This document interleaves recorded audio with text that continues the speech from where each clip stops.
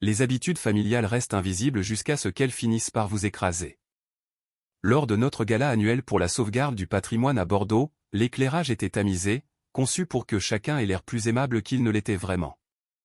Je suis arrivé en retard, passant inaperçu, jusqu'à ce que ma mère me glisse un plateau d'argent entre les mains. « Aide le personnel, Éléonore » a-t-elle chuchoté. « Chloé est avec les invités de marque, ne nous fais pas honte. » J'ai pris le plateau, mon regard se posant sur le nouveau petit ami milliardaire de Chloé, Bastien.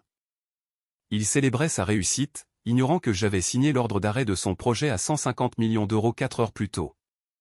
À ce moment-là, si vous aviez été à ma place, auriez-vous dit la vérité immédiatement pour protéger votre fierté? Ou seriez-vous resté silencieux pour voir jusqu'où irait leur mascarade? Le plateau d'argent me paraissait glacé contre mes paumes.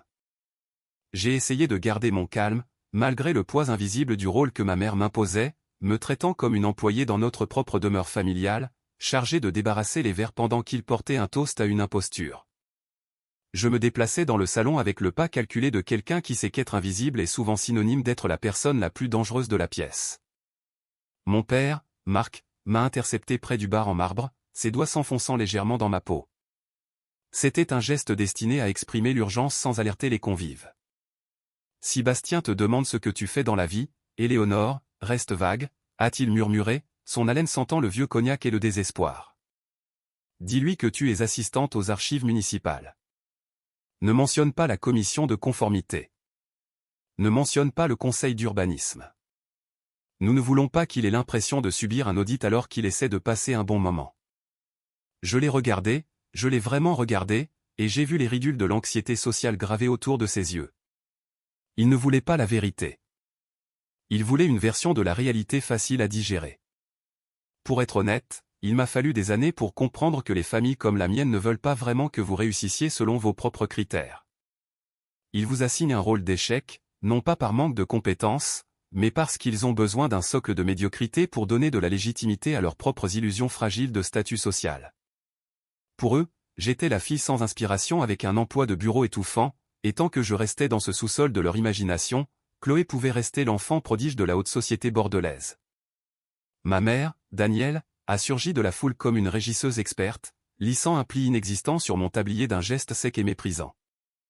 Bastien cherche une famille avec une certaine esthétique, Éléonore, dit-elle, sa voix tranchante comme une lame polie. Pas un cours sur l'intégrité structurelle ou les arrêtés municipaux. Essaie d'avoir l'air serviable, pas de juger tout le monde. Elle n'a pas attendu ma réponse. Elle se tournait déjà vers le centre de la pièce où Chloé se tenait, accrochée au bras de Bastien comme un trophée. Il riait de quelque chose qu'il avait dit, un son fort et assuré qui remplissait la salle au haut plafond. Je les observais de la périphérie, l'investisseuse silencieuse de leur version de la famille, détenant les documents même qui allaient stopper net leur petit théâtre. J'étais la personne qu'ils avaient essayé d'effacer, mais j'étais aussi la seule dans la pièce à savoir exactement ce que valait réellement le projet de 15 millions de Bastien. L'intégrité ne rend pas aussi bien en photo qu'un mensonge bien raconté. Pendant que Chloé passait ses journées à retoucher la réalité pour ses abonnés sur les réseaux sociaux, je passais les miennes dans la poussière des registres fonciers et la logique froide des rapports d'ingénierie. En y repensant, je réalise que ma famille considérait ma carrière comme une insulte personnelle à leur esthétique. Mon travail à la direction régionale des affaires culturelles était le grain de sable dans leur monde huilé de prêts à taux élevés et de chantiers tape à accent grave-l'œil. J'étais celle qui disait non quand un promoteur voulait raser un hôtel particulier du XVIIIe siècle pour construire un parking souterrain. J'étais la gardienne des fondations réelles de la ville. Pourtant, dans cette maison, je n'étais que la fille qui travaillait dans un entrepôt de vieux papiers. Bordeaux est une ville de strates, et ma famille ne se souciait que de la couche de peinture superficielle. Chloé était la maîtresse de ce vernis mince. Mes parents, Daniel et Marc, étaient son public le plus dévoué. Il vivait pour le reflet de sa gloire. Quand elle a présenté Bastien, j'ai pu voir l'avidité briller dans les yeux de mon père. Il avait toujours privilégié la nature transactionnelle des relations sur leur substance. Pour être tout à fait franche, j'ai fini par reconnaître que j'étais l'ombre nécessaire à leur pièce de théâtre. C'était le paradoxe du bouc émissaire. Ma famille avait besoin que je sois l'échec pour que le succès fabriqué de Chloé paraisse monumental. Un projecteur ne fonctionne que si le reste de la pièce est sombre, et on m'avait assigné le rôle de l'obscurité pendant 29 ans. Il ne voulait pas d'une fille experte de haut niveau. Il voulait un exemple concret de ce qu'il ne fallait pas être. Elle rayonnait sous la lumière ambrée, ses bijoux étaient probablement loués, mais son assurance était tout à fait réelle. Bastien est le promoteur qui va redessiner les quais, a-t-elle annoncé, sa voix montant pour capter l'attention des invités. Son projet en bord de Garonne est l'avenir de la ville, 15 millions d'euros d'innovation pure. Bastien a rayonné, acceptant un verre de vin de mon père avec l'aisance arrogante d'un homme qui croit que le monde n'est qu'une collection d'actifs à acquérir. Je l'observais à travers la buée des amuse-bouches que je devais débarrasser.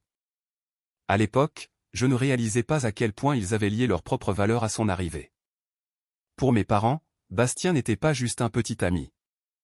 Il était la validation ultime du statut de Chloé. Ils étaient aveuglés par les chiffres, les montres chères, la puissance perçue. Ils ne se sont jamais arrêtés pour demander qui il était vraiment sous la marque. Ils voyaient un sauveur. Je voyais un homme qui essayait de se cacher derrière un faux charisme alors que les comptes bancaires de son entreprise étaient à sec. Bastien a commencé à décrire le nouveau Bordeaux qu'il comptait bâtir, une vision qui impliquait de détruire l'âme même du quartier que je protégeais. Ma mère a applaudi, ses yeux brillants à l'idée d'être la belle-mère de l'homme qui possédait la ville. Il est temps que quelqu'un avec de la vision prenne les commandes, a-t-elle dit, jetant un coup d'œil par-dessus son épaule vers moi avec un air de pure pitié. Au lieu de gens qui veulent juste garder tout enterré dans le passé. Je n'ai pas scié. J'ai juste tendu la main pour prendre le verre vide de Bastien, sachant que l'avenir qu'il vendait si bruyamment était déjà mort-né. Il n'avait simplement pas encore reçu le courrier officiel. Le rire de Bastien était aussi coûteux qu'il était vide. Il s'est tourné vers Chloé, sa main posée de manière possessive dans le bas de son dos. Je te le dis, Chloé, ces gens de la sauvegarde du patrimoine sont hors de contrôle, dit-il, sa voix portant jusqu'aux invités voisins. Ils traitent chaque brique qui s'écroule comme si c'était le Saint Graal. Mon projet sur les quais est bloqué par une gratte-papier anonyme qui pense qu'un rapport de drainage défectueux justifie de retarder 15 millions d'euros. Chloé a incliné la tête, son sourire s'aiguisant d'un éclat malveillant. Elle m'a regardé alors que je m'approchais pour débarrasser leurs assiettes. Ne te laisse pas atteindre, Bastien, dit-elle, sa voix dégoulinant d'une sympathie artificielle. Certaines personnes passent toute leur vie dans des pièces poussiéreuses parce qu'elles n'ont pas l'imagination nécessaire pour construire quoi que ce soit de nouveau. Elle m'a désigné d'une main manucurée. Ma sœur, Éléonore, en est le parfait exemple. Elle travaille aux archives. C'est une vie très tranquille, à classer des choses que le reste du monde a oubliées. Une stagiaire, alors ? A demandé Bastien, me regardant avec le même intérêt bref et méprisant qu'on accorderait à un meuble. Exactement, a renchéri Chloé en se penchant vers lui. Juste un travail ennuyeux pour une personne ennuyeuse. Ne t'attends pas à ce qu'elle comprenne les pressions d'un vrai développement immobilier. J'ai tendu la main pour prendre l'assiette entre eux, mes doigts étaient immobiles. Ce faisant, la manche du costume sur mesure de Bastien s'est déplacée, révélant sa montre. C'était une Patek Philippe, ou plutôt une imitation très convaincante. Pour un œil non averti, cela ressemblait à 60 000 € de précision horlogère. Pour moi, quelqu'un qui passait 40 heures par semaine à chercher des failles structurelles et des certifications frauduleuses, le léger désalignement des cadrans était un aveu flagrant. Avec le recul, j'ai compris que la véritable autorité reste invisible jusqu'au moment où l'on refuse de jouer le jeu de l'illusion. Bastien jouait la richesse pour impressionner une famille qui jouait le succès pour l'impressionner. C'était une boucle fermée de mensonges, et j'étais la seule dans la pièce à avoir vérifié les comptes. Les archives doivent être barbantes, a dit Bastien, ses yeux rencontrant enfin les miens alors que je soulevais le plateau. Aucun enjeu, aucun risque, juste du papier. Cela permet de garder la paperasse honnête, ai-je répondu, ma voix aussi neutre qu'un procès-verbal. Ma mère, Daniel, Harry, mais le son était grêle, comme du verre sur le point de se briser. Oh, Éléonore a toujours eu le sens de la formule, dit-elle, ses yeux me lançant un avertissement pour que je circule.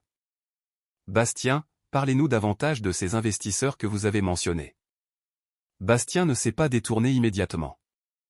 Il y avait une lueur dans son regard, pas encore de la reconnaissance, mais l'inconfort léger et persistant d'un homme qui sent un prédateur dans les hautes herbes, sans pouvoir voir où il se cache. Il a ajusté sa fausse montre, le métal cliquetant doucement contre son bouton de manchette. J'ai rendez-vous avec la direction de la commission lundi matin, a annoncé Bastien, augmentant le volume comme pour se rassurer. D'une manière ou d'une autre, ce projet avance. J'ai déjà autorisé la prochaine phase de financement. Je me suis détourné, le poids du plateau parfaitement équilibré. Je ne lui ai pas dit que c'était moi qui avais rejeté le 3e recours de son entreprise pour une dérogation de zonage à 16h13 aujourd'hui. Je ne lui ai pas dit que sa prochaine phase de financement était probablement un virement des économies de toute une vie de mes parents, dont je les avais entendus discuter dans la bibliothèque plus tôt cette semaine. Je me suis simplement dirigé vers la cuisine, me demandant si le champagne aurait encore un goût aussi sucré une fois qu'ils auraient réalisé que leur sauveur était un homme qui ne pouvait même pas s'offrir la montre à son poignet. Le pouvoir est souvent le plus bruyant juste avant de disparaître. Bastien s'est penché au-dessus de la table, sa voix épaisse de l'arrogance d'un homme qui croyait que chaque porte pouvait être ouverte avec le bon montant. « J'ai des contacts », a-t-il affirmé, ses yeux balayant la pièce comme s'il cherchait des oreilles indiscrètes, bien qu'il ne me considère manifestement pas, moi la serveuse, comme une personne. Cette responsable de la commission, cette Elisabeth ou peu importe son nom, pense qu'elle peut se cacher derrière un bureau. Elle va apprendre une leçon très coûteuse lundi matin. Je me tenais là, la main sûre alors que je versais un filet de chardonnay frais dans son verre. Il ne savait pas que cette enveloppe contenait 50 000 € en liquide, présentés comme des frais de conseil pour accélérer ses permis. Il ne savait pas que j'avais déjà remis cette enveloppe au bureau du procureur de la République dans le cadre d'un rapport formel pour tentative de corruption. Pour lui, je n'étais qu'un fantôme entablier. Mon silence n'était pas un acte de soumission. C'était la chaîne invisible de la survie. En y repensant maintenant, il m'a fallu des années pour comprendre que lorsque vous êtes l'exclu désigné dans une famille, le silence devient votre outil de surveillance le plus efficace. Mes parents et Chloé voyaient mon mutisme comme la preuve de ma défaite, un drapeau blanc que j'agitais depuis que j'avais terminé mes études sans carrière clinquante. Ils ne réalisaient pas que mon silence était en fait une immobilité de prédateur. Une survivante sait qu'on n'interrompt jamais quelqu'un qui est occupé à documenter sa propre chute. C'était le lien invisible, l'attache, qui me maintenait ancré dans les faits pendant qu'il dérivait plus loin dans le fantasme coûteux de Bastien. Nous sommes tous ensemble dans cette affaire, Bastien, a dit ma mère, sa voix tremblant d'un mélange terrifiant d'excitation et d'avidité. Marc et moi avons déjà autorisé le déblocage du pré-relais. Nous croyons en votre vision. J'ai ressenti un pincement aigu de quelque chose, pas tout à fait de la pitié, mais une reconnaissance froide des chiffres. Il liquidait 40 ans de retraite de mon père pour financer un projet qui était légalement condamné.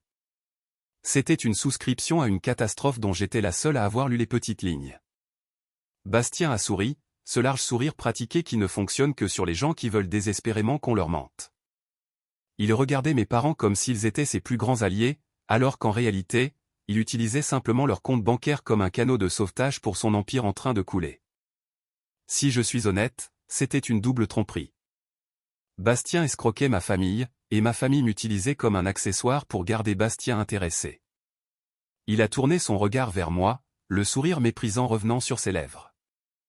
Encore du vin, l'assistante, a-t-il aboyé, tapotant le bord de son verre avec son doigt orné d'une bague, et essaie d'avoir l'air un peu plus enthousiaste. Tu es en train de voir l'histoire s'écrire. J'ai hoché la tête, la puissance silencieuse en moi vibrant comme un bourdonnement à basse fréquence. Je suis passé à l'invité suivant, mon évaluation clinique terminée. L'air dans la pièce était saturé d'une odeur de vieux bois et de nouveaux mensonges, et l'horloge sur la cheminée avançait vers une prise de conscience qui les laisserait tous sans voix.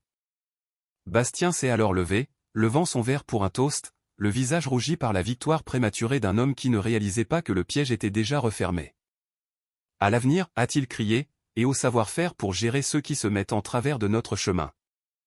Ma famille a applaudi, leur visage rayonnant sous la lumière dorée, tandis que je me tenais dans l'ombre, comptant les minutes avant que le soleil ne se couche sur leurs illusions.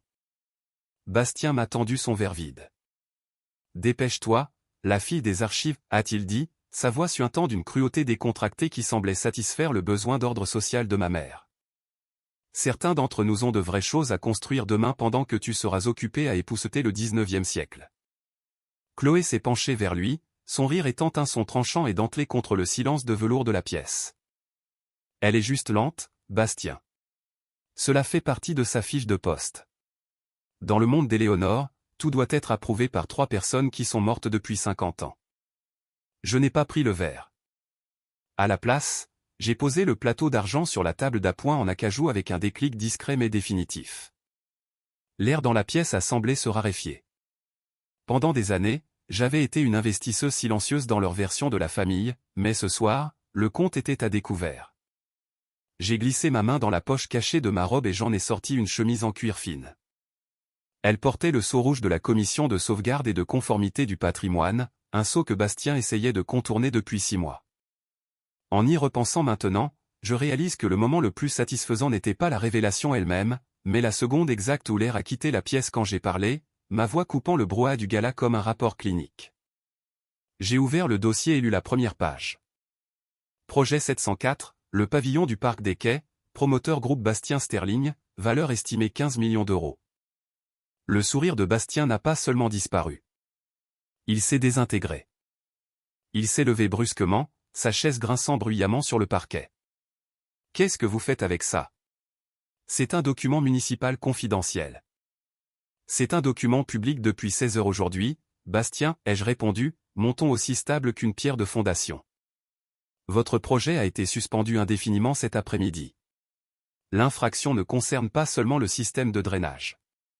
Il s'agit des supports structurels bicentenaires que vous avez tenté de dissimuler dans vos plans modifiés, section 8B du Code de conservation. Ma mère s'est avancée, son visage étant un masque de confusion horrifiée. Éléonore, arrête ces bêtises. Tu embarrasses l'invité de ta sœur. Je ne l'embarrasse pas, maman. Je l'audite, ai-je dit, tournant mon regard vers Bastien. Il paraissait soudain plus vieux, les rides de son faux bronzage craquant sous le poids de la réalité que je venais de jeter sur la table. Bastien, vous avez dit au président que vous aviez un contact à l'intérieur qui pouvait régler la paperasse, mais vous vous êtes trompé sur la géographie de cette famille. Je ne travaille pas dans un entrepôt de vieux papiers. Je suis la responsable principale de la conformité qui a examiné votre demande. Et c'est moi qui ai signé l'ordre de rejet. Vous vous demandez pourquoi vous n'avez pas reconnu le nom sur le bureau ? J'utilise mon deuxième prénom, Elisabeth, et le nom de famille de ma grand-mère maternelle professionnellement. Pour vous, je n'étais que Vance, une bureaucrate sans visage. Vous étiez si occupé à essayer de charmer ma sœur que vous n'avez jamais pris la peine de vérifier si la femme que vous essayez de corrompre était la même que celle que vous ignoriez au dîner de Noël. Bien que j'ai signé le rejet initial, la décision a été ratifiée par le comité de surveillance d'État pour garantir une impartialité totale. Ce sont les faits, et non mes sentiments, qui ont tué ce projet. La pièce est tombée dans un état de silence absolu et sous pression. La main de Bastien a volé à son poignet, ajustant nerveusement sa fausse Patek Philippe comme s'il vérifiait l'heure de sa propre fin. Il n'était pas un milliardaire. Il était un passif financier. Et pour la première fois en 29 ans, le projecteur dans cette maison était exactement là où je le voulais. Le visage de Bastien est passé d'un cramoisi confiant à un gris cendré maladif en exactement 4 secondes. Il a essayé de rire, mais le son était étranglé, le bruit d'un homme qui venait de réaliser que le sol sous ses pieds était fait de verre. Éléonore, tu es dramatique, a-t-il dit, bien que sa voix manque de l'autorité pesante qu'elle portait 5 minutes plus tôt. C'est un dîner de famille. Nous n'avons pas besoin de ramener le travail ici. C'est vous qui avez ramené le travail ici au moment où vous avez essayé de corrompre une fonctionnaire d'État avec 10 000 € dans un parking souterrain, Bastien, ai-je dit, ma voix clinique est totalement dépourvue d'émotion. La pièce était devenue si silencieuse que je pouvais entendre le tic-tac rythmique de l'horloge comtoise dans le couloir. Et mes parents, Daniel, Marc, vous devriez savoir que le prêt relais que vous venez d'autoriser est déjà envolé. Bastien ne l'a pas utilisé pour le projet des quais. Le contrat de prêt comprenait une clause de garantie croisée. Dès que son projet a été signalé pour fraude, la banque a déclenché une compensation automatique pour couvrir ses jugements impayés dans d'autres régions. Ma mère a émis un sifflement aigu en inspirant, ses doigts manucurés volant à sa bouche. Avec le recul, je réalise que les silences les plus profonds sont ceux qui surviennent lorsqu'une illusion se brise enfin au-delà de toute réparation. Le verre de cognac de mon père a frappé la table avec un bruit sourd. Bastien, a-t-il réussi à articuler, sa voix paraissant mince et vieillie. Est-ce que c'est vrai ? Bastien ne l'a même pas regardé.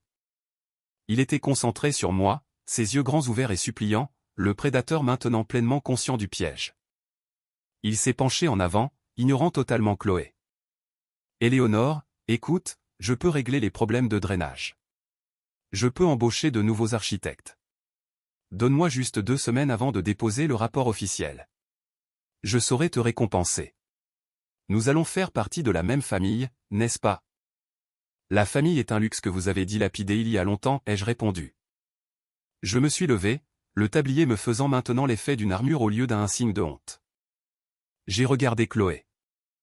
Elle fixait Bastien comme si elle le voyait pour la première fois. La fausse montre, le charisme emprunté, l'intention prédatrice. Elle avait été l'appât pour un escroc, et nos parents avaient été le prix. Pour être honnête, il m'a fallu beaucoup de temps pour comprendre qu'on ne peut pas sauver les gens qui sont déterminés à être dupés. Mes parents avaient passé 29 ans à faire de moi la méchante de leur histoire pour pouvoir se sentir comme les héros de celle de Chloé. Maintenant, ils se tenaient dans les ruines de la fin qu'ils avaient eux-mêmes écrite. Je m'en vais, ai-je dit d'un ton factuel. Le procureur a le rapport de corruption et l'ordre de suspension de la commission est déjà en ligne sur le portail de la ville. Et vous, Bastien, vous avez exactement 48 heures pour évacuer le site des quais avant que la gendarmerie n'arrive pour faire appliquer la saisie. Je me suis tourné vers la porte sans attendre l'explosion que je savais imminente. En sortant de la lueur ambrée pour entrer dans la nuit fraîche de Bordeaux, je ne me sentais pas comme une serveuse. Je ne me sentais même pas comme une sœur. Je me sentais comme une comptable qui avait enfin équilibré des livres de comptes très vieux et très tordus. Je ne suis pas resté pour voir les retombées cette nuit-là. Je n'en avais pas besoin. Quand on passe sa vie à auditer des structures, on apprend qu'une fois la fondation compromise, l'effondrement est inévitable.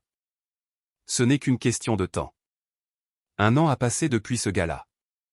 Pour être honnête, je m'attendais à ressentir un sentiment de triomphe. Mais surtout, je ressens une clarté profonde et tranquille. Le projet des quais de Bastien a été vendu aux enchères il y a 8 mois à un groupe de développement qui valorise réellement l'intégrité historique. Bastien lui-même est actuellement embourbé dans 3 procès pour fraude distincts et une enquête criminelle sur ses pratiques financières. Il ne porte plus sa fausse Patek Philippe. Il porte probablement une montre numérique bon marché pendant qu'il négocie avec des avocats commis d'office. Ma sœur, Chloé, n'est plus l'enfant prodige. Son agence de communication l'a remercié peu après l'éclatement du scandale, non pas à cause de ce qui s'est passé au gala, mais parce qu'ils ont réalisé que son image d'influenceuse était bâtie sur une ligne de crédit qui n'existait plus. Elle occupe un emploi administratif standard maintenant, 40 heures par semaine, sans soirée VIP ni diamants empruntés. Mes parents, Daniel et Marc, ont dû déménager. Ils vivent dans une petite maison à la périphérie de la ville. Le prêt relais qu'ils ont accordé à Bastien n'a jamais été récupéré et ils apprennent à la dure que lorsqu'on investit dans un mensonge, on perd tout quand la vérité arrive. Je me tiens aujourd'hui sur le balcon du vieux théâtre de la ville. Il est enfin restauré selon les normes pour lesquelles je me suis battu. Les briques vieilles de 200 ans sont nettoyées et la fondation d'origine est renforcée avec soin, et non ignorée pour le profit. Avec le recul, je réalise que ma famille n'a pas seulement négligé ma carrière, elle a négligé mon caractère. Ils ont confondu mon silence avec de la faiblesse et ma conformité avec de la stupidité. Ils étaient les investisseurs silencieux d'une version de moi qui n'a jamais vraiment existé. Il m'a fallu des années pour comprendre que certaines choses ne se brisent pas d'un coup.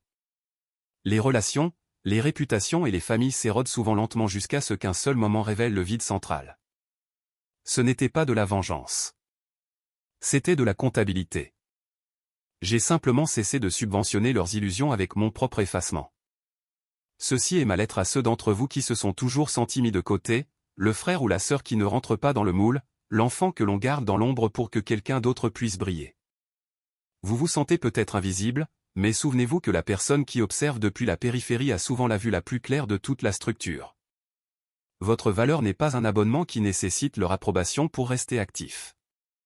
Vous êtes l'architecte de votre propre intégrité et votre succès parlera toujours plus fort que leur silence. En regardant en arrière, je vois que le plus beau cadeau qu'il m'ait fait a été leur rejet. Cela m'a forcé à construire une vie si solide que je n'avais plus besoin d'eux comme pilier. J'ai trouvé mes propres fondations et, pour la première fois de ma vie, l'air est facile à respirer.